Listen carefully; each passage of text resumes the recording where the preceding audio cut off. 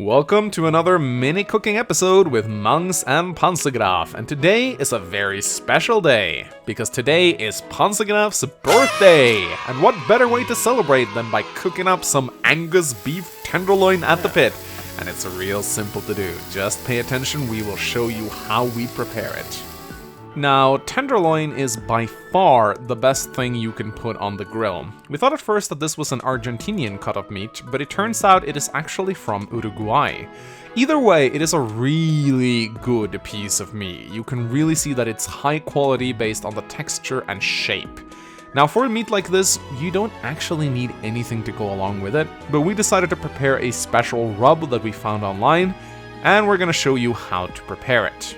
Now, I guess since we're not rubbing it in, but instead using a pencil to apply this would technically be treated as a coating rather than a rub, but hey.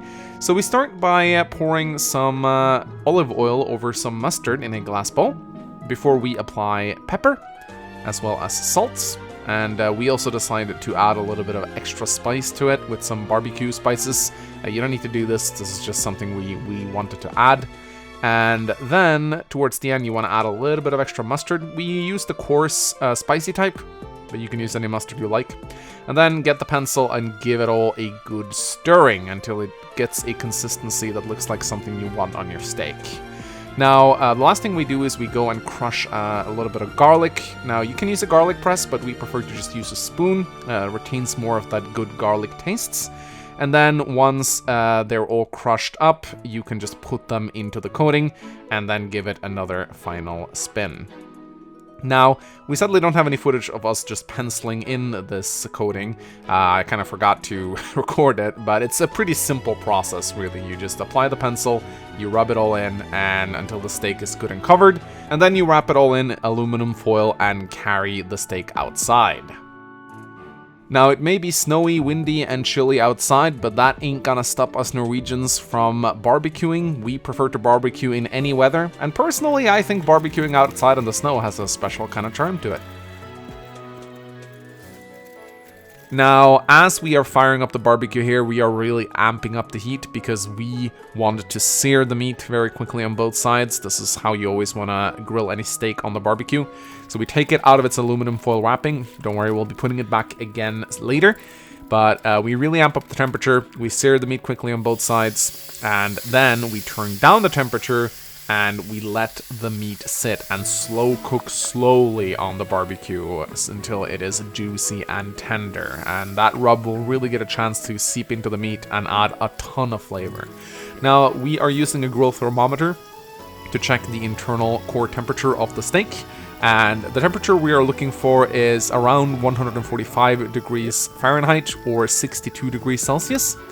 And once we start reaching that temperature, we actually want to take the meat off the grill because we're going to let it rest. But until then, just put on the lid and just let it cook slowly for about 20 to 30 minutes and we check the temperature about every 10 minutes to make sure that we don't overcook the meats, because this is a really good steak and we do not want to spoil it. And through the miracle of time, the steak is ready and we are noticing that the temperature is very close to where we want it to be. So we actually take it off the grill a little bit before it hits the internal temperature that we want, because we are going to be wrapping it back into the aluminum foil wrapping. And we're going to let it rest for at least 20 minutes, maybe even more than that. So it's going to continue to cook a little bit inside there as we take it off the grill. And again, with any good steak, the higher quality the meat, the longer you want to let it sit and rest. And the reason for this is that if we cut it up too soon, all the juices are just going to seep out of the meat. It doesn't get a chance to settle, and the meat just won't be as good. So letting the meat rest is a very important part of the barbecuing process.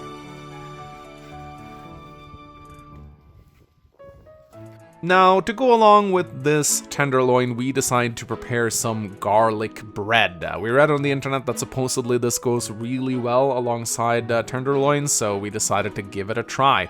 Now, we went the lazy route. We decided to buy some pre-made garlic bread that you just put in the oven. You can certainly make it yourself, though. It's not that hard. You just take some baguettes, cut some slits on it, and put garlic bread in it before putting it into the oven. Not really that hard, but hey, we decided to go the lazy route, as I say. But it only takes around 10 minutes to heat these in the oven, so we do that while the steak is resting. And I don't know about you guys, but I say it's time to eat. We've gotten the Pepsi out of the fridge, we got the garlic bread ready, and now it's time to cut into the meat. And let me tell you guys, it is just as tender as it looks. It is absolutely amazing. Whee! This might have been the best cut of meat I have ever had. So if you are lucky enough to get your hands on some Angus tenderloin steak, then you definitely gotta try this recipe out. The rub goes along with it really nicely. The garlic bread also really complemented the tastes. Definitely a success. This is something I really recommend anyone try because, oh my god, it was good! Once again, I'd like to wish my good friend Panzergraf a happy birthday. He's actually doing a lot of Let's Plays over on his channel right now, just called Panzergraf. Click the link in the description and go check him out. He actually uploads daily contents. He does a lot of different games, including Red Alert, World of Tanks, and other old school games such as Stalker. So I'm sure that he would definitely appreciate a few extra subs for his birthday. So definitely go check him out. And yeah, we actually have another cooking video coming very soon, so you can look forward to that as well.